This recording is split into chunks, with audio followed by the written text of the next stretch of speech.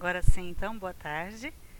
Meu nome é Elisa, eu sou professora do curso de Biblioteconomia da UDESC, Florianópolis, aqui, da FAED. E eu quero agradecer o convite, todas as pessoas que estão organizando o evento aqui, agradecer ao Nupio, agradecer especialmente a Maíla, que foi quem fez o convite para mim, Não está aqui hoje, beijo Maíla, se você estiver me assistindo. Agradecer também a presença de vocês todos aqui, e agradecer ao pessoal que está assistindo também pelo streaming.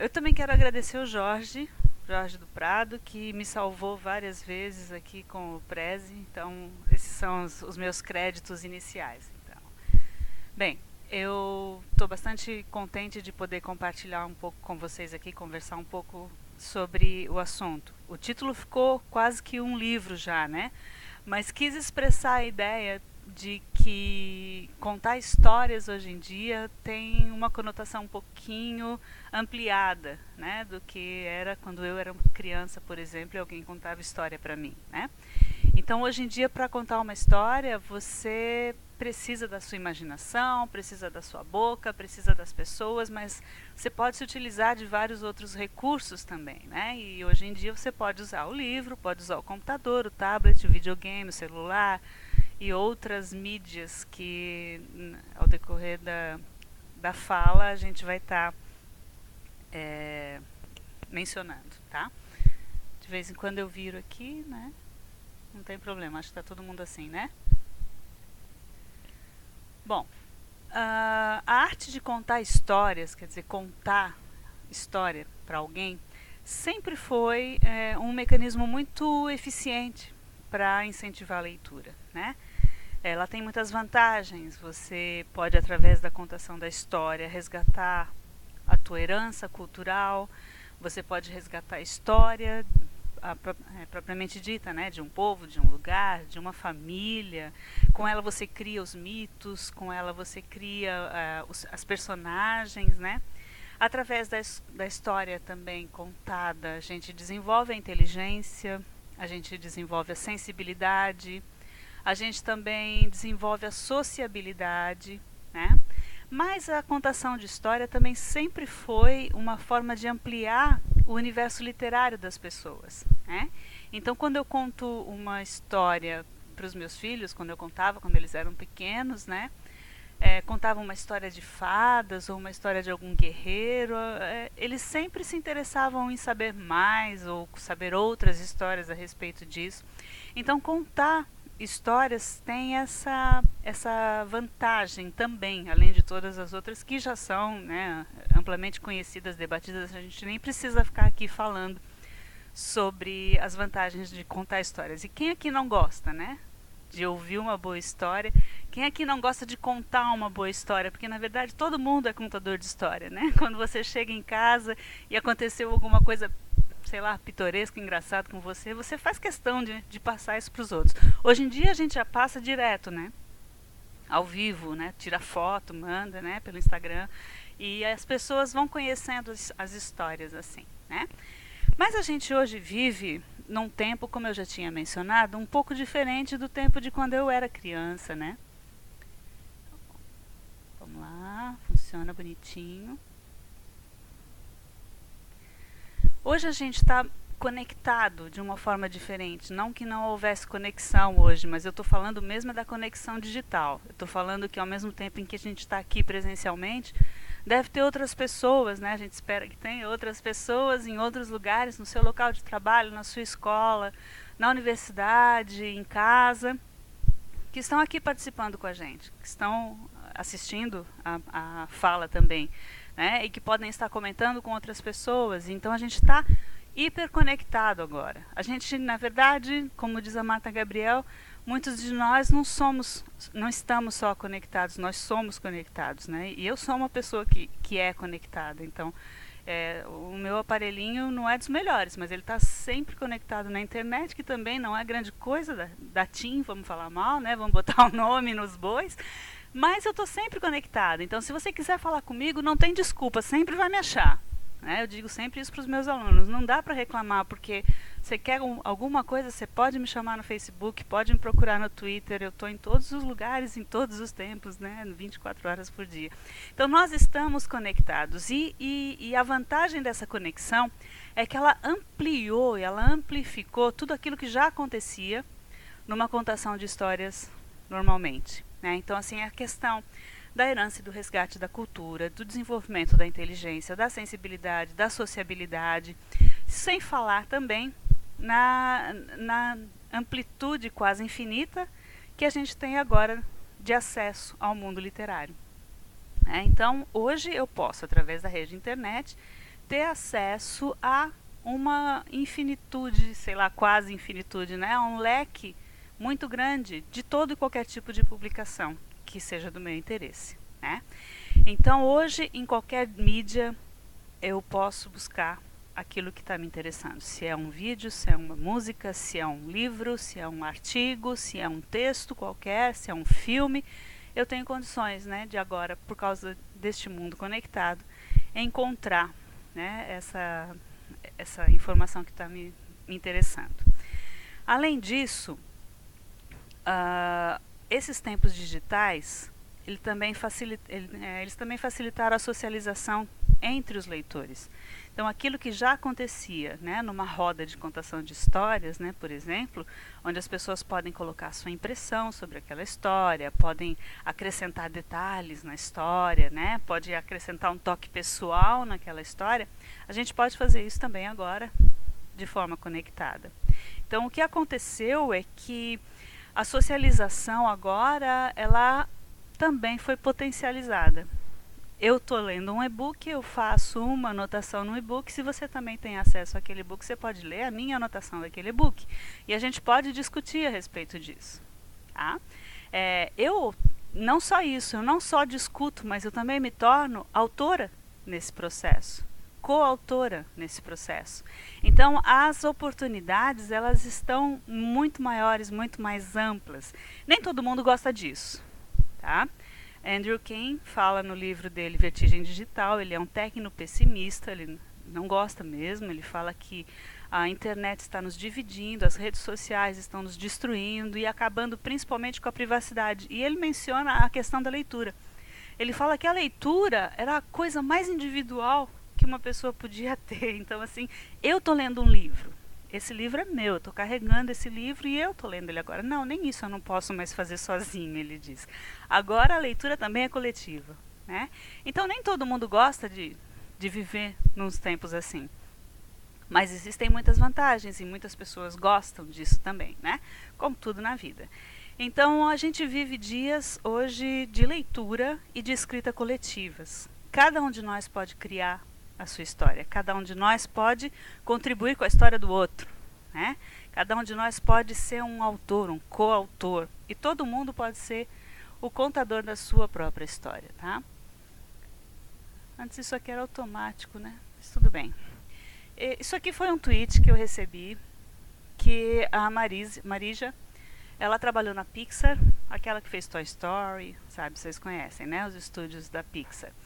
Ela trabalhou por um tempão na Pixar e ela foi tweetando assim 22 dicas de como ser um autor, né? E ela foi colocando e a partir dessas dicas que ela foi tweetando, outras pessoas foram construindo a sua história a partir dessas dicas que ela foi dando, tá? Eu vou apresentar para vocês aqui o próximo slide. Ele traz exatamente uma das versões, né? Uma pessoa pegou alguns personagens, algumas partes, né, umas figuras de algumas histórias da Pixar e foram usando essas dicas, esses tips, né, que a Marija foi colocando.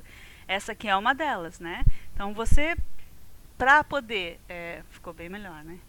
Para você poder escrever, né, você deve fazer isso, deve fazer aquilo outro. Então hoje todo mundo pode ser, não só um contador de histórias, mas um escritor das suas próprias histórias. E colocar isso na rede para que outras pessoas possam também participar dessas histórias, tá? Isso aqui é só um exemplo pequenininho, né, de onde ela ensina a gente a fazer isso e foi muito bem aproveitado aqui também, tá? Mas a gente está falando hoje de uma estratégia muito especial, que é a narração ou narrativa transmídia. Tá? Isso aqui ainda é um termo, um conceito que ainda está sendo construído, ainda é algo em definição, né? Tanto que ainda tem vários nomes, né? Narração transmídia, narrativa transmídia, narração transmediática, né? Então existem ainda várias traduções, várias formas de se dizer isso, mas eu queria começar falando que é um conceito que foi principalmente divulgado pelo autor Henry Jenkins. Eu tenho um livro dele aqui, para depois vou até fazer uma leiturazinha de um trechinho, né? E que hoje em dia está sendo bastante utilizada, essa técnica está sendo bastante utilizada na comunicação, no jornalismo, tá? Existe o jornalismo transmediático, muito embora a gente ainda não, como ainda é uma coisa em definição, né? Não dá para discutir, para afirmar realmente que está correto, que é isso aí mesmo, né? Então está todo mundo ainda construindo isso, né? O marketing também tem se aproveitado bastante, né? A narrativa transmídia, ela também pode ser utilizada como estratégia de marketing. Eu até orientei TCC a respeito disso, né? Mas eu queria começando a dizer o que ela não é, tá? Em primeiro lugar, não é cross-mídia. Cross-mídia significa divulgar uma mesma história em diferentes mídias. A narrativa transmídia não é isso, tá? Então não é você contar a mesma história num CD, a mesma história num vídeo do YouTube, a mesma história num livro. Isso não é narrativa transmídia, tá? Também não é multimídia. Não é contar uma história colocando ingredientes de diferentes mídias. Então você usa o texto, mas também usa uma imagem, usa um som, né? Também não é isso, tá? O que é então, né, a narrativa transmídia? Aí eu tenho aqui o conceito do próprio Jenkins. Ele diz que é um processo no qual múltiplos elementos de uma narrativa são distribuídos sistematicamente por diferentes canais, com o objetivo de criar uma experiência coordenada e unificada de comunicação. Então, contar histórias através da narrativa transmídia, ela tem um up, tem um ingrediente a mais, né? Basicamente é você contar uma grande história, mas dividir essa história em partes. E ela é contada através de diferentes canais, tá? O Jenkins começou a trabalhar esse conceito num primeiro artigo de 2001, né? Onde ele fala, o artigo se chamava Convergence, que ele falava da convergência das mídias, né, no processo de contação de uma história. Em 2003, ele tem um outro artigo chamado Transmedia Storytelling, que é onde ele coloca o conceito propriamente dito, que é esse que está colocado aí. E depois, em 2009, ele tem o livro Cultura da Convergência, onde ele traz alguns exemplos bem práticos e bem didáticos para a gente conseguir entender como a narrativa transmídia se dá, né, na verdade. Esse conceito de 2003, ele diz o seguinte, que na narrativa transmídia, cada meio vai fazer o que ele sabe fazer melhor. Então, uma história pode começar a ser contada através de um filme, por exemplo. E ela se expande através da televisão, através de um livro, através de quadrinhos, tá? E esse mundo, esse universo dessa história que está sendo contada, ela vai ser explorada, ele vai ser vivenciado, também pode ser através de um game, tá? Então, cada parte da história que está sendo contada tem um diferencial, tem a inclusão de um ingrediente que só naquela mídia seria possível fazer, tá? A gente vai ver um pouquinho melhor, né? Cada entrada da franquia, diz o Jenkins, deve ser autossuficiente o bastante para permitir o fruir autônomo. Então, eu devo conseguir entender qual é a da história, se eu estou num game dessa história, se eu estou no livro dessa história, se eu estou no filme dessa história. Mas eu vou complementar as informações através das diferentes mídias com as quais essa história está sendo contada também, tá? Parece difícil, mas não é tanto assim. Dá para entender. Aí eu vou dar o exemplo do Matrix que ele traz, o próprio Jenkins traz esse exemplo aqui nesse livro, Cultura da Convergência, tá? De 2009. O Matrix foi uma franquia, tá? Teve um filme, mas também teve jogos online, tá? Para muitos jogadores em massa. Teve animes, né? Os gibis, os quadrinhos também, ok? E cada uma dessas mídias tinha partes da história que a outra mídia não contava. Então, para você conseguir entender o filme, entender a franquia como um todo, você precisaria emergir nesse universo, né, dessa narrativa transmídia. Eu experimentei isso na pele. Eu confesso para vocês que a primeira vez que eu assisti o filme Matrix era no tempo ainda do VHS, né, em que a gente tinha o controle remoto na mão. Eu acabei de assistir, rebobinei o filme e assisti de novo. Não sei quem mais fez isso aí. Mas foi muito louco, eu não estava entendendo nada. Que história é essa que os caras estão conseguindo, tentando me contar, né? Então eu tive muita dificuldade para compreender. Depois vieram os outros filmes, né? Da sequência da história. E na época eu também nem sabia que existia, né, a narração transmídia, nunca fui de jogar, de game, né, e quando eu assisti também já estava meio velhinha para essa coisa de game, não fui pro game também. Então ficou faltando informação para mim, né, ficaram faltando coisas para mim, tá? E eu vou dar um exemplo que o próprio Jenkins traz no livro, né, dizendo que o filme que foi para o cinema, né, ele era o que o Jenkins chama de nave-mãe. Então é a mídia principal onde a história está sendo contada. Tá? As outras mídias que eu mencionei, o game, né, o gibi, tal, os curtas também que saíram, tá? Todos eles complementavam a história. Tá? Então eu vou dar um exemplo que ele traz aqui, está na página 146, que foi lançado um curta de animação chamado The Kid's Story, que é onde tem o tal do The Kid. Tá? O The Kid aparece só no Reloaded. Aí o The Kid está lá, né? Eu vou ler aqui o pedaço. Tá? Era um estudante que descobre sozinho a verdade sobre a Matrix, enquanto Neo e seus amigos tentavam resgatá-lo dos agentes. No Reloaded, eles encontram o The Kid nos arredores de Zion, onde ele implora para unir-se à tripulação. Vocês lembram disso? Assistiram Matrix? Lembram do moleque que aparece ali? Tá? Eu nunca tinha visto aquele menino na minha frente. Vocês provavelmente, se não jogaram, se não assistiram o curta, também não devem ter visto. Né? Ele diz assim: é o destino, quer dizer, você é o responsável por eu estar aqui, Neo. Mas Neo responde: já te disse, garoto. Como assim? Já te disse? Onde? Quando? Né? O Neo responde para ele: eu já te disse, garoto, não fui eu que te encontrei. Foi você que me encontrou. Você salvou a si mesmo. O diálogo é encenado como se todos da plateia soubessem do que os dois estavam falando. E mais parece uma cena envolvendo um personagem já conhecido do que um personagem em sua primeira aparição na tela. O empenho de The Kid para defender Zion tornou-se um dos principais ganchos emocionais para a batalha final em Revolution. E é um carinha que só tinha aparecido antes no curta de animação. Então, a narrativa transmídia é isso. É você contar uma história, mas com ingredientes que precisam ser buscados, precisam ser conhecidos em outros lugares, não só na nave-mãe. Tá? Um outro exemplo que a gente tem é essa série, que talvez vocês também tenham assistido, né? Que é o Heroes. Tá? No Heroes, a TV a cabo, veiculava a história principal. Tá? Mas, ao mesmo tempo, circulavam sites, circulavam blogs e histórias em quadrinhos que ofereciam as histórias complementares.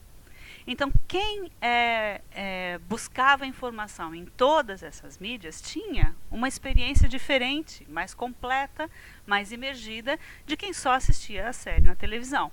E o mesmo aconteceu com quem só assistia o filme do Matrix e não participava das outras mídias. Tá? Isso dá uma ideia de como funciona a narrativa transmídia. Toda essa narrativa, ela também possui um apelo marqueteiro muito forte, um apelo de marketing muito forte. Tá? Mas ela fazia o quê? Né? Fazia com que a pessoa interessada na história fosse ler as outras mídias também, fosse conhecer mais profundamente, conhecer melhor. Tá? Eu vou apresentar aqui para vocês um vídeo que demonstra o que é a narração transmídia, tá? Eu espero que pegue, que funcione legal. Na minha experiência funcionou. Não sei como que é a conexão aqui, talvez demore um pouquinho. Não sei. Eu quero sair da frente ali, não estou me achando. Tá.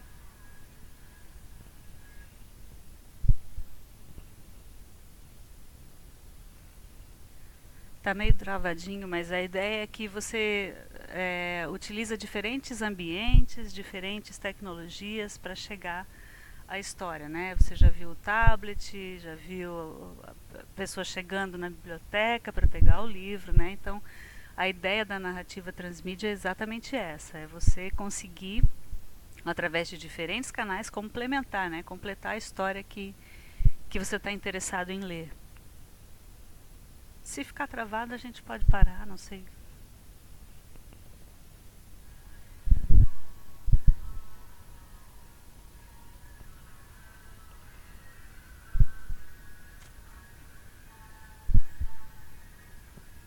A música tá indo bem, né? Diz que o som é mais rápido mesmo.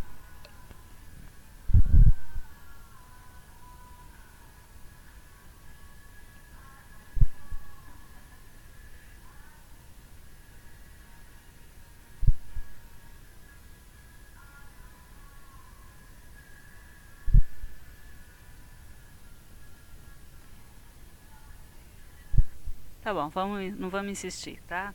Tá meio demoradinho. Depois eu vou deixar o vídeo fica à disposição no Prezi, quem quiser dar uma olhadinha no vídeo depois, tá? Mas essa é a ideia, né? Então você pode usar diferentes estratégias para complementar uma história e assim aguçar o interesse do leitor, né? Bom, que formas a gente pode então se aproveitar da narrativa transmídia para contar histórias e para incentivar a leitura, né? Bom, ela tem algumas vantagens. Como eu já tinha falado, ela traz uma intensa interatividade do sujeito com a interface e uma interação grande dos sujeitos todos que estão envolvidos nesse processo de comunicação, né? A gente tem como exemplo também as fanfics, né, que são narrativas que os próprios fãs vão criar a partir das histórias, né? Então a gente tem, por exemplo, o pessoal da franquia Harry Potter, né? Não sei se vocês já tiveram essa experiência de ir ao shopping em Iguatemi e encontrar vários bruxos, bruxas, né? Vestidos, né, com os trajes do Harry Potter, aquela corujinha no ombro e tudo mais. Então, é uma experiência que os caras tiram da tela, né, trazem para a sua própria vida e acabam contando as histórias à sua maneira também, né. Além disso, incentiva, como eu já falei, a leitura em diferentes formatos. Né? Então você vai ler através do teu tablet, vai ler através de um filme, vai ler no livro, né? Às vezes nasce no filme e passa para um livro, às vezes nasce no livro e passa para um filme, ou às vezes também pode passar para um game, para um jogo, né? E vice-versa. Começa num game e passa para o livro, começa no game e vai para o filme, e do filme e do livro também para o game. Além disso, traz a possibilidade de tornar cada um de nós um autor ou um coautor em projetos coletivos de escrita e de leitura. E isso é fantástico. Né? Isso potencializa demais essa experiência. Você pode fazer isso em nível internacional, em nível mundial. Você pode ajudar a escrever, você pode ajudar a ler, você pode comentar. Né? Você pode transformar isso numa experiência individual e, ao mesmo tempo, uma experiência coletiva.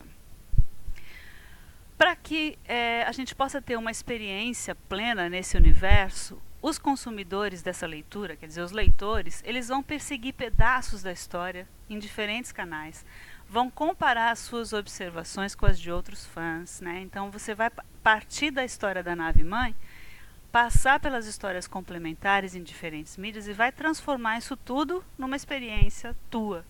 Né? Onde você pode depois, com um blog, numa rede social, fazer os comentários, né, e transformar isso coletivamente também. Bom, a gente tem um exemplo aqui no Brasil e eu vou finalizar com esse exemplo, tá? Que é um exemplo de gamificação. Tá? Uma editora, a editora Book, do Rio Grande do Sul, criou a saga Birka. Essa saga ela é um game que vira um complemento de um livro e as duas mídias vão se comunicar, vão falar entre si, né? Para estimular justamente a leitura. Isso é feito com muito estudo, com muita pesquisa, com muitas entrevistas, recriando o universo do leitor. Né? Então, a experiência do leitor, tudo isso é passado para o game. Tá? Essa é uma das muitas opções que a gente tem para agregar valor, né, ao camarote da leitura. Né? Então, é quando você agrega algo que acaba sendo uma experiência individual e se transforma numa experiência coletiva também. Tá? Eu já falei isso várias vezes, mas isso é o mais legal da narrativa transmídia. É quando você tem a tua visão da história, mas essa visão da história não fica só para você. Você pode compartilhar. E ela vai ser mais completa ou menos completa a partir dessa vivência que as pessoas têm, a partir dessas obras que já existem. Tá? Então, a saga Birka, ela é uma história, vou ler aqui, ambientada num mundo regido por regras extremamente rígidas de comportamento, que são baseadas nas leis de um deus conhecido como o Vingador. No primeiro volume, Terra Civilizada, a narrativa se passa em um extenso vale que é protegido por contrafortes de um lado e um enorme deserto do outro. O elemento central deste livro é o retorno de Nicholas de Barton, que foi banido da comunidade por ter questionado as regras.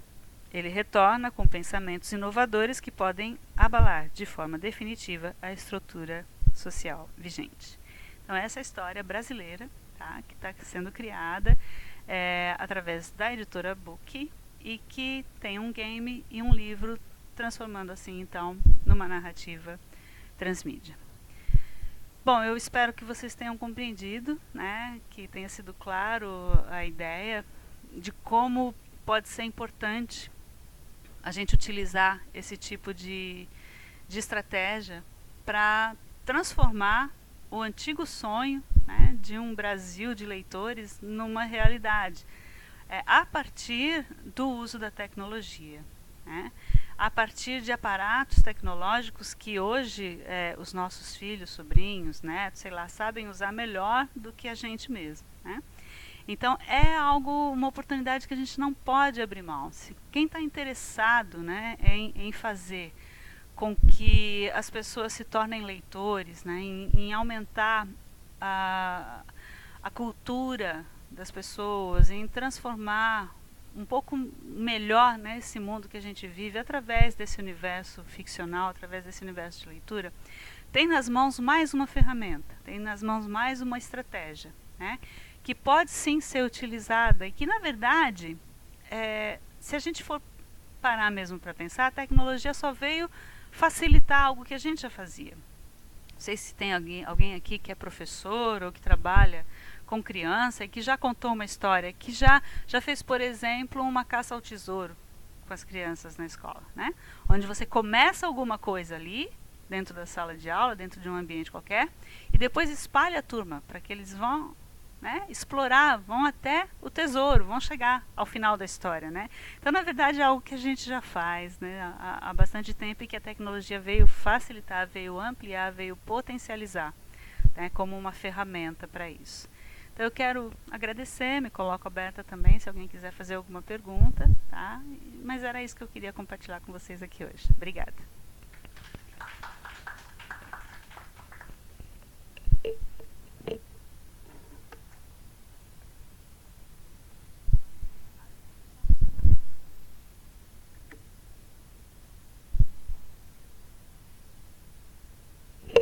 Obrigada, professora Elisa.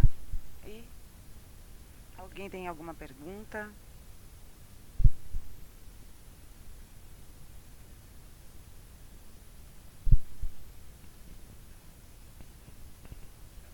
Não, mas pode perguntar. Vem aqui. Tem que falar aqui, Rafa.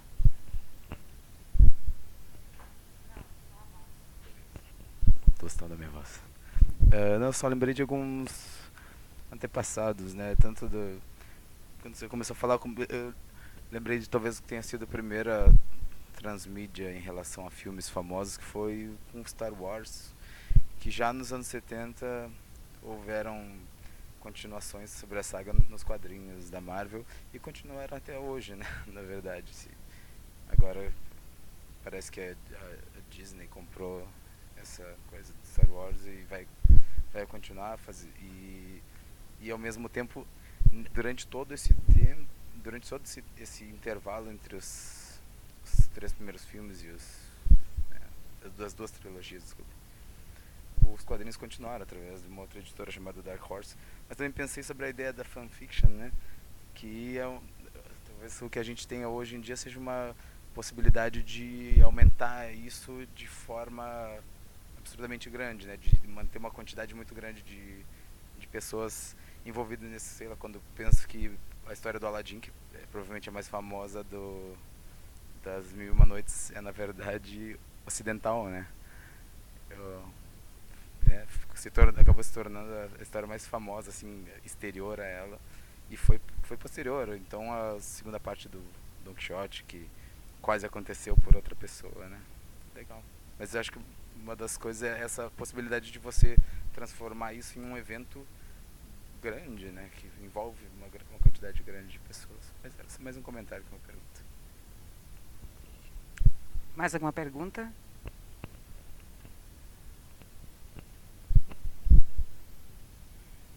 Obrigada pela sua palestra. Bom, pelo que eu venho lendo sobre a narrativa transmídia, grande parte dela se concentra no objeto literário ou nas narrativas audiovisuais do cinema, das séries. Você mencionou aqui as narrativas transmídias no jornalismo transmídia, no marketing transmídia, né?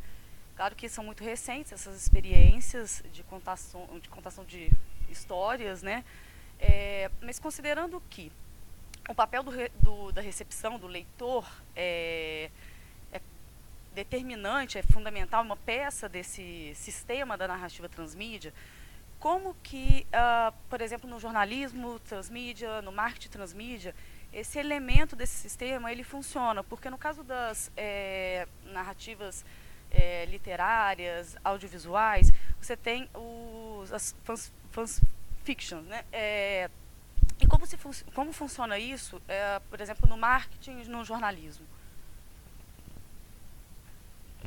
Essa pergunta é bem legal. Eu tive a oportunidade de participar e de fazer a leitura de uma tese de doutorado em Madrid, onde a escritora, a autora da tese é jornalista e ela faz uma análise da cobertura jornalística de alguns eventos importantes na Espanha, através, colocando como narrativa transmídia o que havia sido feito lá, né? Uma delas é o movimento social do 15M, né? E a participação do público se deu principalmente através de contar partes de história quando o jornalista não está presente. Então eu, com o meu celular, estou ali filmando o que está acontecendo na praça, estou postando aquilo no Facebook e o jornalista está usando isso, né, essa informação que eu estou acrescentando, como uma parte da história que não existiria se eu não tivesse feito essa participação, né. Na questão do marketing, eu também, aí eu vou falar mais do marketing de bibliotecas, que foi onde eu também pude participar como orientadora do TCC do Jorge do Prado, onde eu quero, por exemplo, divulgar o acervo que eu tenho. Tá? Então, o que eu faço com esse acervo? Né? O Jorge fez, na biblioteca onde ele trabalha, uma campanha onde o leitor tira uma foto, né? O pessoal da biblioteca bate uma foto do cara com um livro que marcou a vida dele naquele ano.